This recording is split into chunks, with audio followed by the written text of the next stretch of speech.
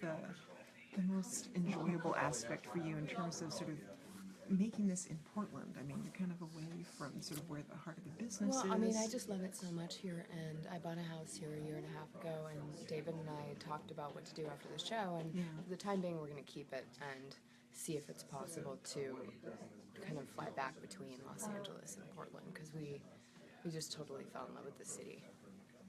Oh, Yeah. that's sweet. So the foundation that Eve kind of built herself on, that Hadrian's Law built for her, crumbles in the first, crumbled at the end of last season, is definitely still in ruins at the beginning. How is she handling that as we come back into the season?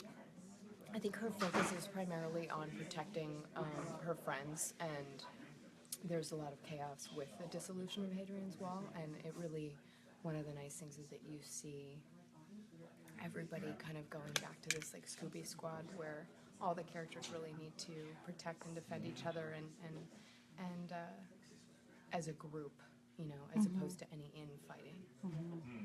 David and Jim talked a lot about how Eve and Juliet, like the goal is integration of those two halves of her.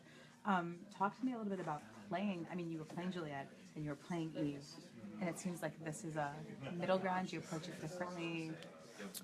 Yeah, it's actually kind of tough because I feel like the one consistent direction I get is that's two Eve or that's two Juliet. So I'm kind of like, well, which one do you want?